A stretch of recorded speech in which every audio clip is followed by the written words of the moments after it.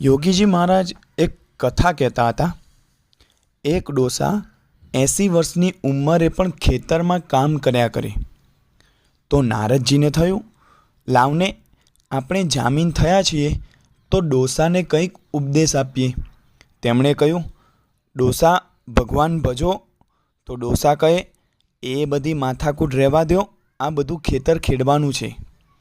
એ ડોસો બીજે જન્મે એ જ ખેતરમાં બળદ થયો। ત્રીજો જન્મ એ જ ખેતરના કૂવામાં દેડકાનો મળ્યો। 1 માઇલ દૂરથી પાણીની સેર કૂવામાં લાવે એવો। ચોથા જન્મે ખેતર સાચવવા ત્યાં જ કૂતરો થયો ને એ ડોસાનો 5મો જન્મ લોભને કારણે સાપ થયો। પછી તો દીકરાના દીકરાને રમાડવા સાપ રૂપે જ ઘોડિયા પાસે પહોંચ્યો। ત્યાં તો દીકરાની વહુએ ધોકો લઈને સાપને માર્યો। તે તરફડીને સાપ બેભાન થઈ ગયો અને બધા સાપને પકડીને વાડમાં નાખી આવ્યા। તે વખતે નારદજીએ દર્શન દઈને ડોસાને કહ્યું, હવે તો ભગવાન ભજો।